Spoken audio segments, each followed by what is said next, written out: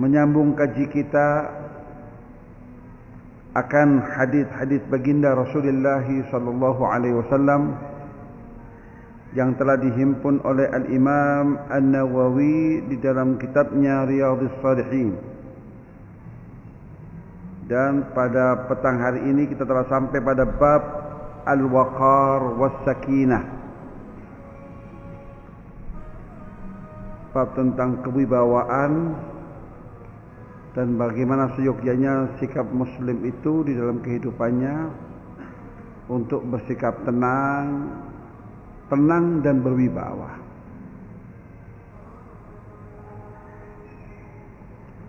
Qala Allah Ta'ala, di mana pada bab ini diawali dengan firman Allah. Firman Allah yang dikutip dari surat Al-Furqan ayat 63. Wa ibadur rahmanil ladzina yamshuna 'alal ardi hauna wa idza khatabahumul jahiluna qalu salama. Allah berfirman, wa ibadur rahman.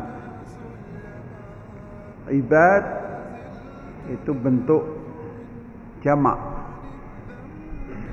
satuannya adalah abdun.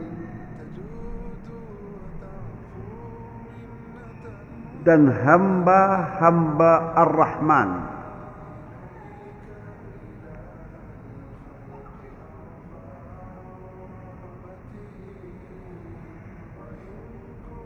Dan abd ini adalah status pengakuan dari Allah untuk seorang hambanya. Saat Allah mengakui eksistensi seseorang itu sebagai hambanya, itu merupakan capaian yang tertinggi, gelar yang tertinggi yang disematkan oleh Allah pada seorang anak manusia itu adalah saat Allah akui ia sebagai hambanya dan disematkan pada dirinya abd, maka disebut Abdullah, hamba Allah. Kenapa dikatakan demikian? Oleh karenanya saat Allah Subhanahu wa taala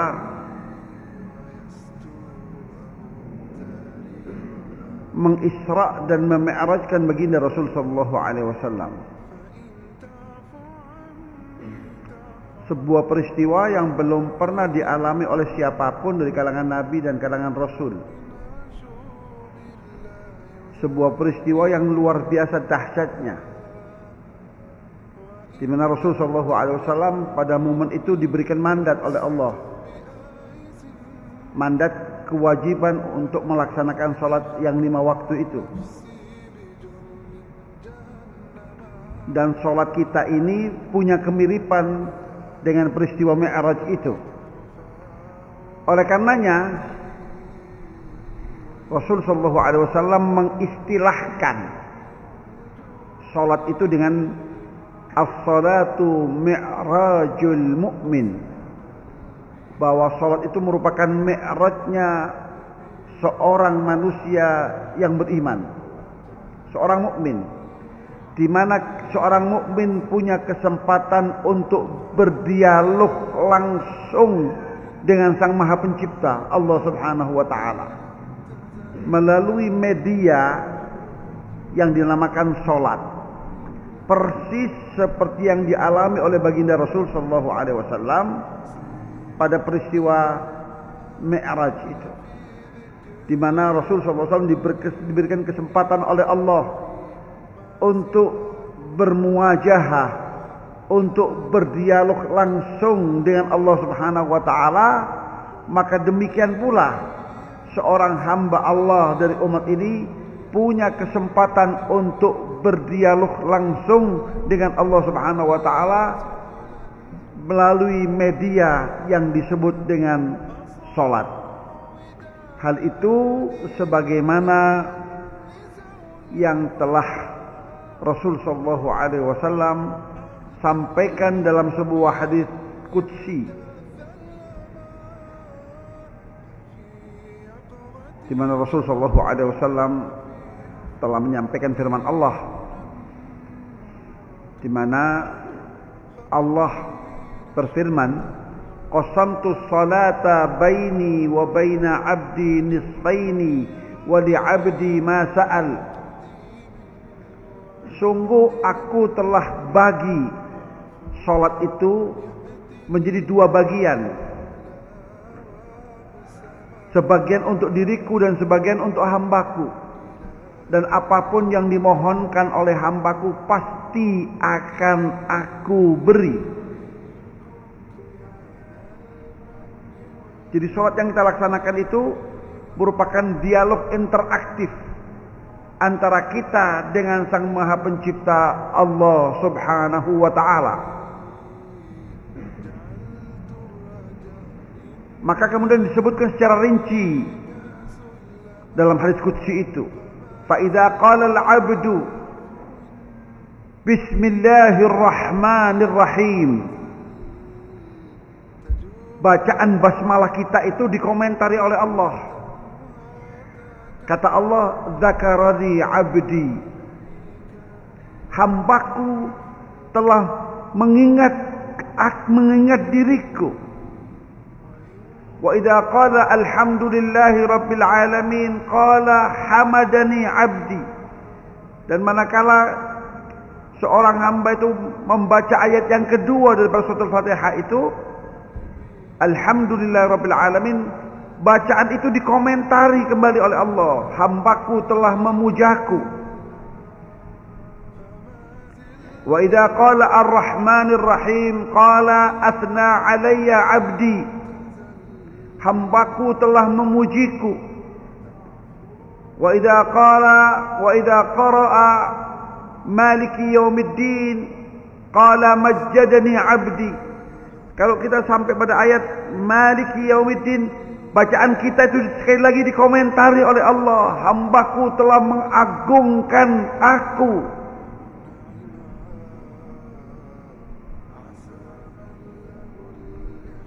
Wa idza qala iyyaka na'budu wa iyyaka nasta'in qala hadza baini wa baina 'abdi wa li 'abdi ma sa'al. Ini urusan antara aku dan hambaku, dan apapun yang dimohonkan oleh hambaku pasti akan aku beri.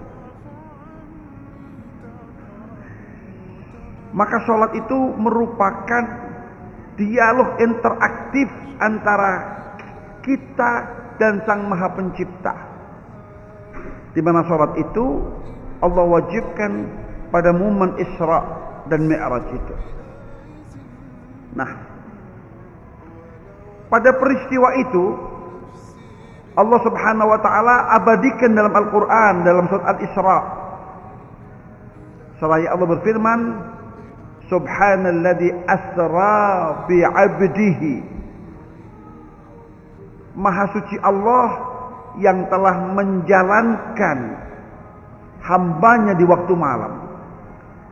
Nah, pada momen itu, untuk mengingat momen itu, Allah tidak katakan Subhanalladzi asra binabiyhi atau birasulihi, tapi justru Allah Subhanahu wa ta'ala mengatakan bi'abdihi. Maka dapat kita simpulkan, saat Allah Subhanahu wa ta'ala mengakui kedudukan seorang manusia sebagai hambanya, pengakuan itu merupakan kehormatan yang tertinggi yang datangnya dari Allah Subhanahu wa ta'ala. Nah, pada ayat ini Allah katakan wa ibadur rahman, dan hamba-hamba Allah yang bersifat Rahman, dengan dinisbatkan kepada Allah yang bersifat Rahman. Rahman ini merupakan salah satu sifat Allah, di mana sifat Rahman ini tidak boleh disandangkan kepada yang lain, hanya kepada Allah. Sementara yang lain, Ar-Rahim, Al-Malik, boleh-boleh saja. Misalnya fulanun rahimun. Boleh-boleh saja. Tetapi tidak boleh katakan fulanun rahman.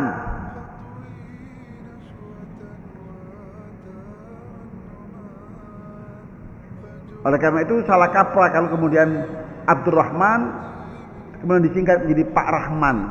Itu sebenarnya salah kaprah. Dalam pandangan agama nggak boleh kita menyematkan gelaran pada seorang itu dengan sifat Rahman. Kalau Rahim boleh, Rauf boleh. Maka fulanun raufun boleh. Fulan itu pengasih, penuh welas asih, penuh kasih sayang boleh. Tapi Rahman tak boleh. Maka panggilan untuk Abdurrahman dengan Pak Rahman itu sebenarnya kurang pas, kurang tepat. Kalau Abdurrahman boleh, tapi Rahman saja tak boleh. Wa ibadur Rahman, dan hamba-hamba Ar-Rahman. Diakui diri mereka sebagai hamba-hamba Allah. Kenapa? Disebutkan kemudian kriterianya, alladzina yamshuna 'alal ardi haunan. Di mana mereka itu di antara karakternya sifatnya, jika berjalan di permukaan bumi Allah ini berjalan itu haunan, jalan yang mencerminkan kerendahan hati. Jalan bukan jalan gaya orang-orang yang sombong. Jalannya itu mencerminkan orang ini adalah orang-orang yang berakhlak tinggi. Gaya berjalan yang mencerminkan gaya itu akan kerendahan hati orang tersebut. Menunjukkan orang itu punya budi yang luhur. Itu yang pertama. Yang kedua, wa idza khatabahumul jahilun, dan manakala ia ditegur, ia diajak bicara oleh siapa? Orang-orang bodoh. Orang-orang yang tidak bisa menghargai orang lain. Ya, orang-orang bodoh, orang-orang yang tidak tahu tentang kedudukan dirinya, itu direspon dengan apa? Qalu, mereka merespon kebodohan orang-orang itu dengan kata-kata salama, dengan kata-kata yang baik, dengan kata-kata yang benar, tidak diimbangi kebodohan dengan kebodohan yang lain, kebatilan dengan kebatilan yang lain, tetapi dijawab dengan kebenaran. Ya, dengan teguran, dengan nasihat, atau saya mengucapkan salam. Itu responnya seperti itu. Jadi dipujilah orang-orang yang dalam kehidupannya ini menampilkan tampilan orang-orang yang rendah hati, orang-orang yang menjaga nilai-nilai budi luhur tadi itu. Selanjutnya, wa anis sayyidati Aisyah radhiyallahu taala anha qalat, ma ra'aitu Rasulullah sallallahu alaihi wasallam mustajmi'an qattu dhahikan hatta tura minhu lahawatuhu. Dari as-sayyidah Aisyah radhiyallahu taala anha, istri baginda Rasul sallallahu alaihi wasallam, di mana dia berkata, ma ra'aitu Rasulullah, aku tidak pernah menyaksikan Rasul sallallahu alaihi wasallam itu. Ini Siti Aisyah dengan kapasitasnya sebagai istri Nabi. Artinya orang yang mendampingi baginda Rasul dalam kesehariannya. Artinya orang yang banyak tahu tentang Rasul karena beliau adalah istrinya. Nah, beliau berkata, aku belum pernah menyaksikan Rasul sallallahu alaihi wasallam itu sekalipun, ya, mustajmi'an qattu dhahikan, ya, saat tertawa itu terbahak-bahak, membuka mulutnya. Itu saya belum pernah saksikan. Jadi sehingga tampak apa itu, bagian rongga mulutnya itu kelihatan. Itu belum pernah saya saksikan. Rasul itu kalau tertawa, inna makana yatabassam. Rasul itu kalau tertawa hanya tersenyum. Itu tawa Rasul sallallahu alaihi wasallam. Jadi tertawa seperti layaknya kita kalau tertawa, terbahak-bahak sehingga keluar suaranya kemana-mana.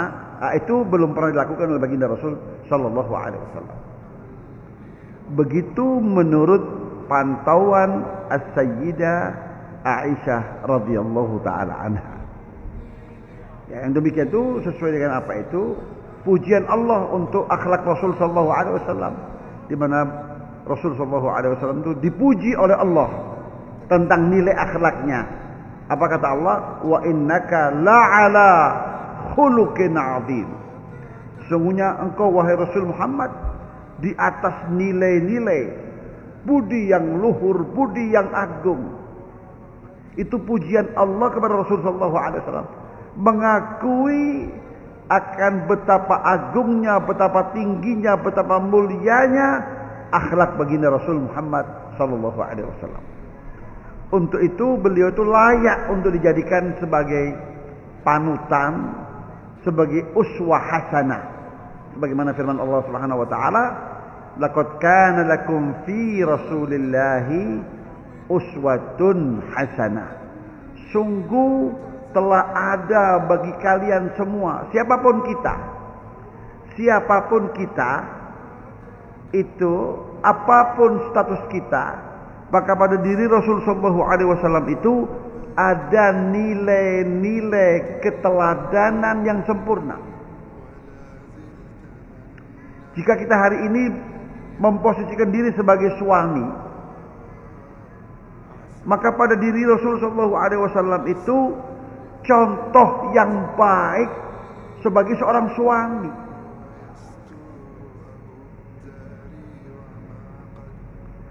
Sehingga Rasulullah SAW dalam sabdanya beliau mengatakan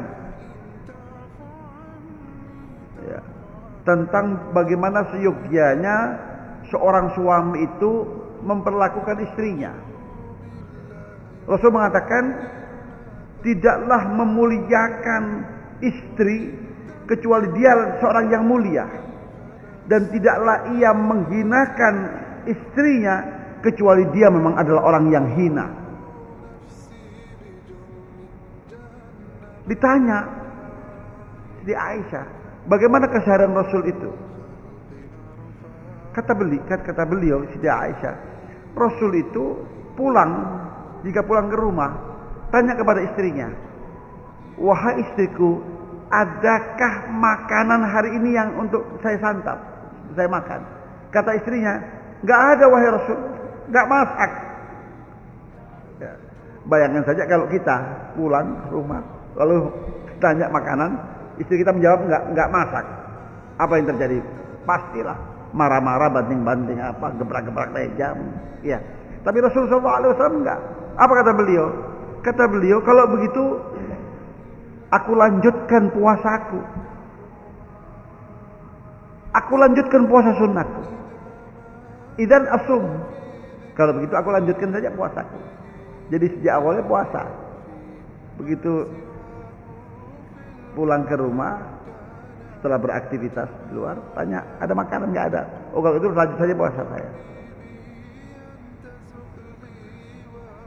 Kata Siti Aisyah, karena sallallahu alaihi wasallam yakhitu thawbahu.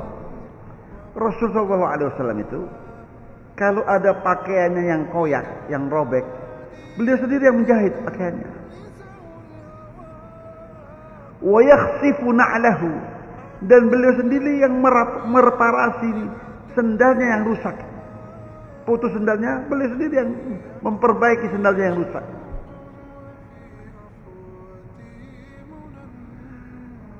Sebagai seorang tuan,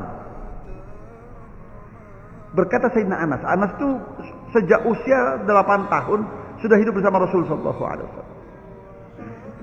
Kata beliau, Belum pernah Rasul itu mengatakan jika memerintahkan aku, engkau begini, engkau begitu, enggak. Tapi berupa himbauan, alangkah baiknya kalau kau lakukan yang seperti ini, alangkah baiknya kalau kau lakukan seperti itu. Dan manakala aku kemudian salah atau apa, enggak pernah Rasul itu menegur. Wah, ini bagaimana, tidak begini, ini kamu kurang hati-hati, enggak. Tidak pernah menyalahkan orang lain. Kenapa kau lakukan ini? Itu belum pernah dilakukan oleh Rasul sallallahu alaihi wasallam. Maka Sayyidina Anas ya, sejak usia 88 tahun itu hidup nyaman bersama Rasul sallallahu alaihi wasallam.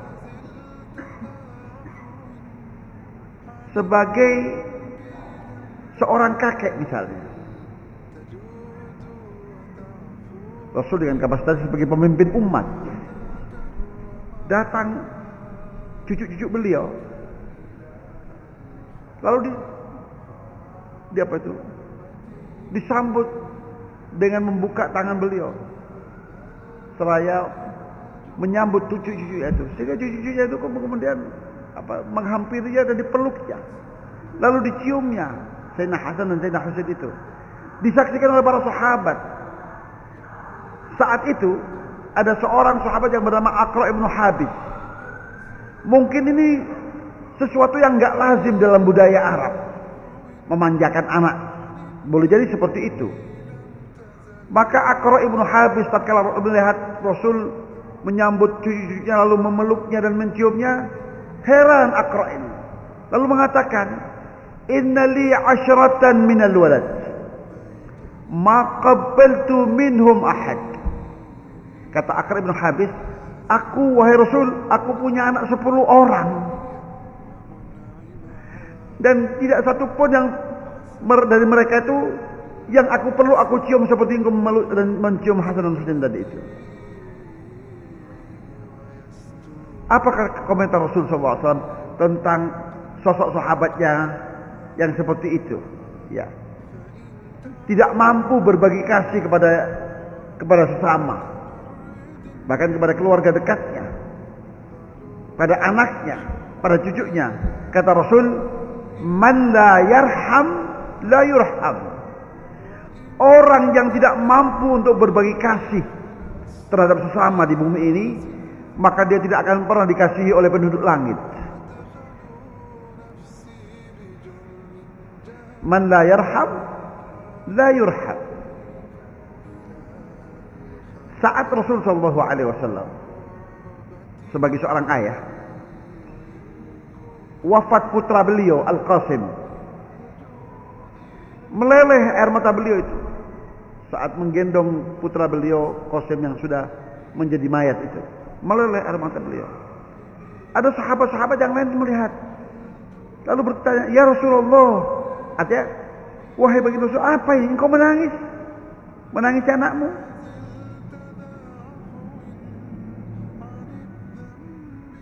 Kata Rasul, "Hadihi rahmah." Lindangan air mata ini sebagai tanda rahmat, kasih sayang, cinta.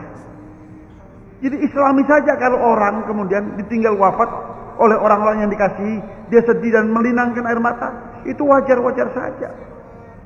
Yang dilarang itu adalah saat orang berteriak histeris saat ada yang meninggal dari orang-orang yang dicintai, lalu berontak seakan-akan dia tidak mau menerima takdir Allah. Itu yang nggak boleh. Kalau menangis itu nggak apa-apa, islami saja.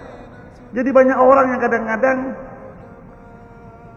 gagal dalam memahami teks-teks agama. Dia pikir kalau istri meninggal lalu suami menangis itu haram, nggak boleh. Enggak. Bahkan jangan sampai air matanya jatuh ke mayat. Memangnya kalau jatuh ke mayat kenapa? Nggak apa-apa. Ini kadang-kadang yang di orang-orang awam yang berlebihan juga. Yang dilarang itu adalah mengeluarkan suara, menangis, meraung-raung, berteriak-teriak histeris. Itu yang nggak boleh yang dilarang oleh agama. Kalau sekedar menangis, keluar air mata, terisak, nggak apa-apa. Malah nggak wajar kalau ada orang yang ditinggal mati oleh Orang yang katanya dia cintai tapi dia nggak bersedih itu nggak wajar. Maka pada diri Rasul Shallallahu Alaihi Wasallam itu ada nilai-nilai akhlak yang mulia, ada nilai-nilai keteladanan yang luar biasa, yang perlu kita contoh. Dan wajib kita menyontohnya.